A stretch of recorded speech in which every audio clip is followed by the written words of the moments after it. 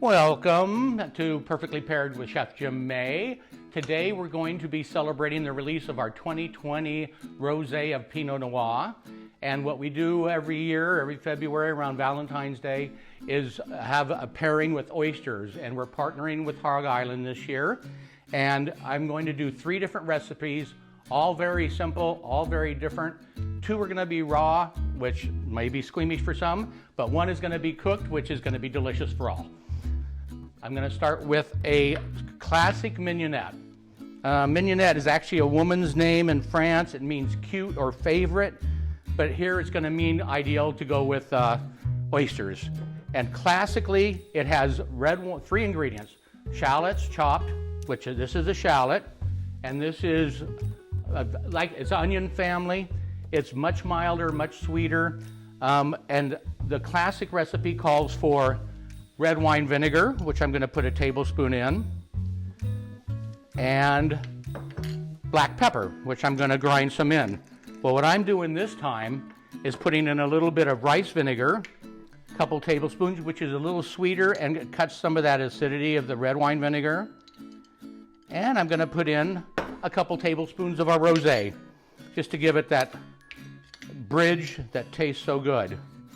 2 of those. 2 of those. Stir it up. Voila, that's the first recipe. Done.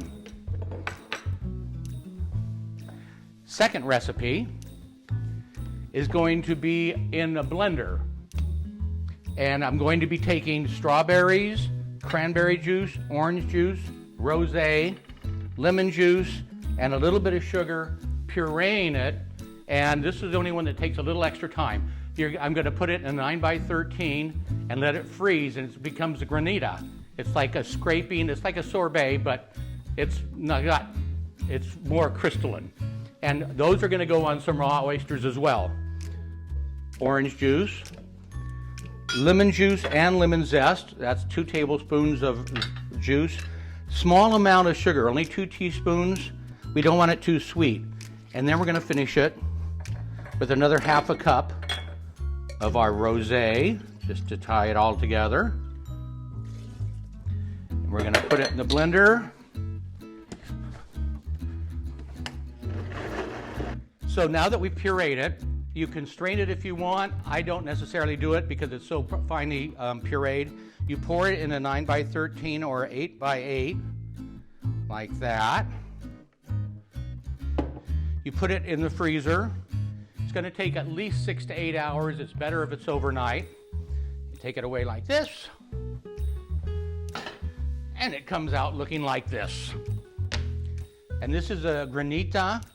It's often used as a palate cleanser in between courses. You can scoop it, and in this case, you're going to scrape a little bit off the top, just like that. And you have a little ball of that goes on each oyster, and you have it. Make sure you serve it before it defrosts, which you have time, but it is a great complement to the oysters.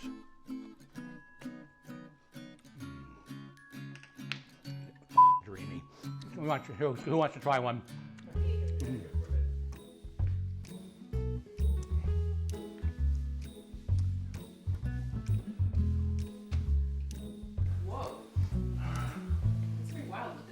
Isn't it?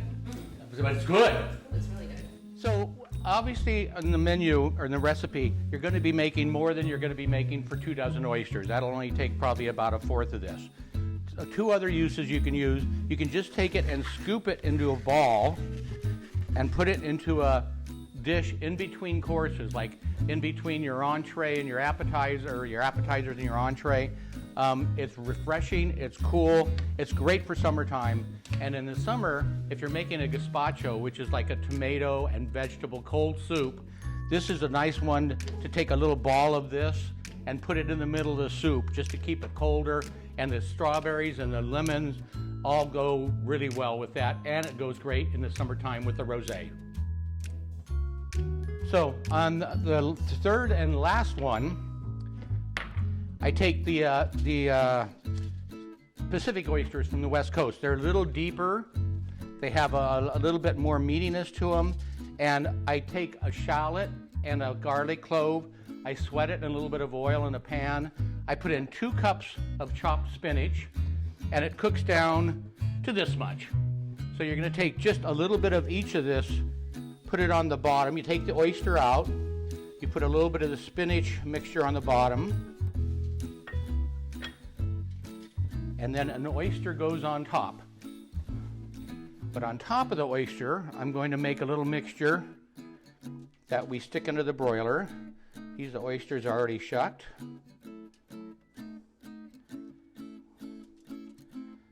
And those are beautiful.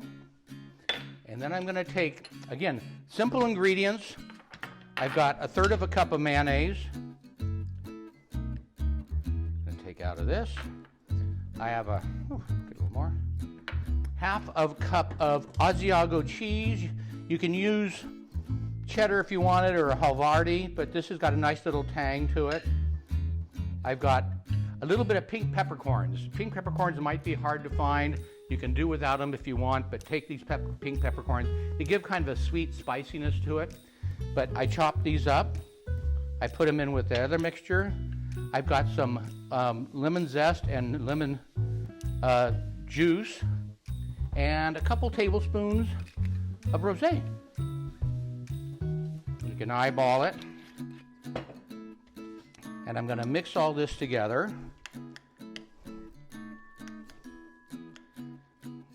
And it kind of makes a little bit of juicy, soupy stuff, but all this is going to come out in the broiler.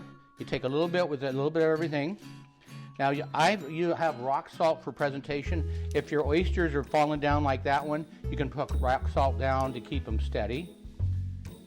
This is that one. This is that one.